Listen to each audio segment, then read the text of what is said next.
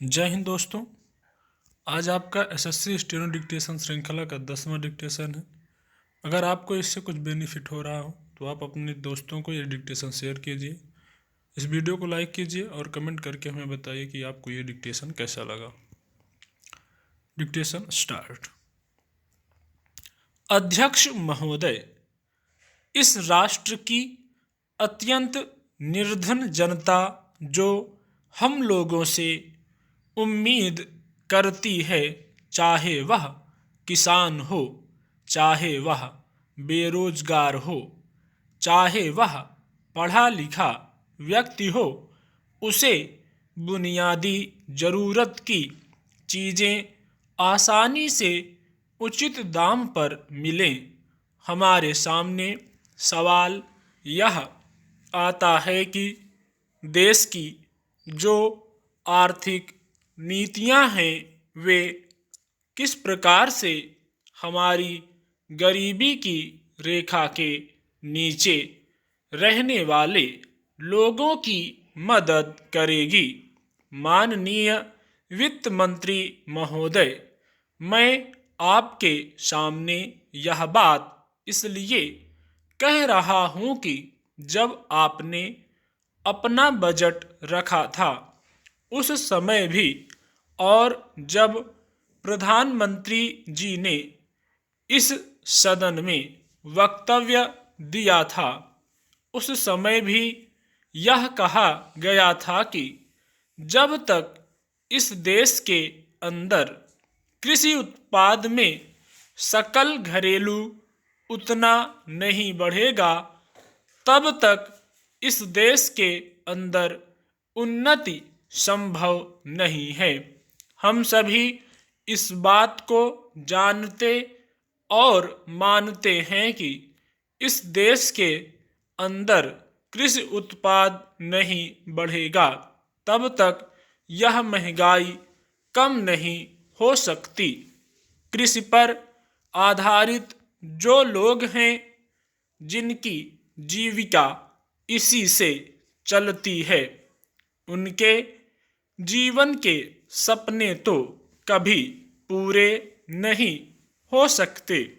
यह बात सच है कि कृषि विकास दर बढ़ाने के प्रयास हर सरकार करती है। मैं यह नहीं कहता कि इस सरकार ने नहीं किए होंगे, लेकिन असली धरातल पर यह सच साबित नहीं हो रहा है। वित्त मंत्री जी ने भी लोकसभा में अपने भाषण में कृषि उत्पादन के बारे में चिंता जताई है। मैं उन सारे तथ्यों पर इसलिए नहीं जाता कि आंकड़े सबको मालूम हैं। आंकड़ों के आधार पर यह बात मानी जा सकती है कि धन बहुत दिया है, पैसा बहुत जा रहा है, लेकिन सबसे बड़ी आवश्यकता जो अनुभव की जा रही है वह यह है कि क्या धन का सही उपयोग हो रहा है, और अगर धन दिया जा रहा है तो फिर हमारी कृषि भूमि जिस पर उत्पादन होता है उसमें वृद्धि क्यों नहीं होती है।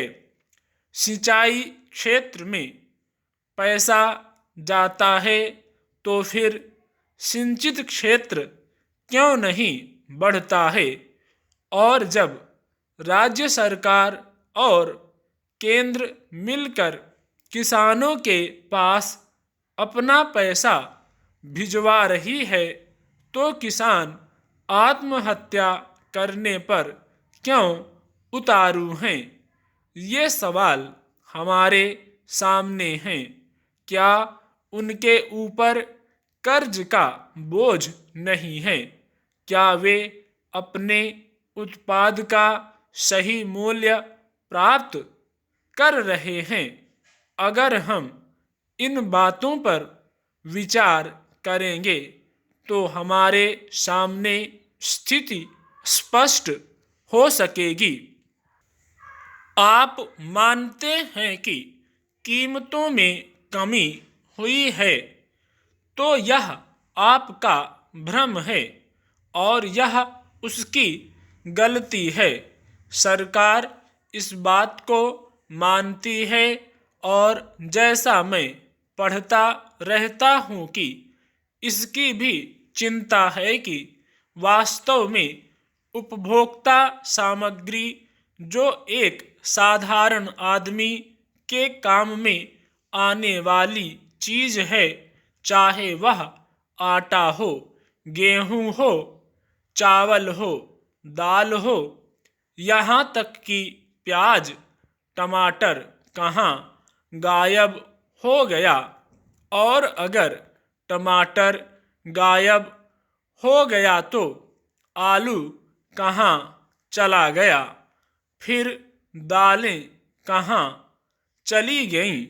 यह सारा एक ऐसा विषय है जिसको बड़ी गंभीरता से कृषि मंत्रालय को और इस सरकार को लेना होगा, अन्यथा हम केवल भ्रम में हमारे देश की उस गरीब जनता को मिट्टी के नीचे पीसते चले जाएंगे जो रोजमर्रा की आवश्यकताओं की वस्तुओं के बढ़ते दामों से परेशान है और वह यह समझती है कि आज देश में या संसद में या इस सरकार में कोई संवेदनशील व्यक्ति है या नहीं जो उनकी वास्तविक कठिनाइयों और उनके दुखों को समझ सके।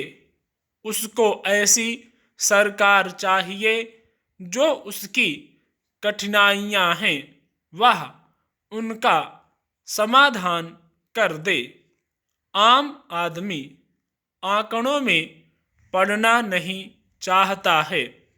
वित्त मंत्री महोदय, आप संतोष कर सकते हैं कि देश का सकल घरेलू उत्पाद बहुत अच्छा हुआ है।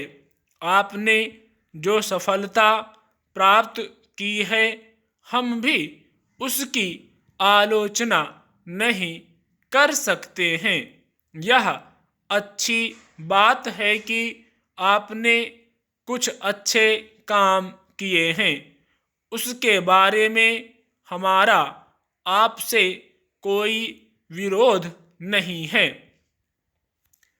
इस समय हमारा एक प्रश्न यह है कि यदि केवल घरेलू उत्पाद वृद्धि में अगर उद्योगों का उत्पादन बढ़ता है तो क्या मैं सीमेंट खाकर अपना काम चलाऊंगा या फिर लोहे से अपना पेट भरूंगा। मुझे अपना काम चलाने के लिए निश्चित रूप से आटा दाल चाहिए। आटा दाल मुझे अगर ठीक दाम पर नहीं मिलता है तो फिर लोहा कितना ही पैदा हो जाए, सीमेंट का उत्पादन कितना ज़्यादा हो जाए, उससे कुछ ही लोगों को फायदा होगा, लेकिन क्या किसी गरीब आदमी को इस सकल घरेलू उत्पाद से लाभ मिलेगा? इसके तथ्य वित्त मंत्री को सदन में प्रस्तुत करने चाहिए। वह ऐसा अनुभव करते हैं कि हम इससे संतुष्ट हैं। मैं इस सदन का आभार व्यक्त करता हूं कि मुझे इस महत्वपूर्ण विषय पर बोलने का अवसर दिया है। स्टॉप।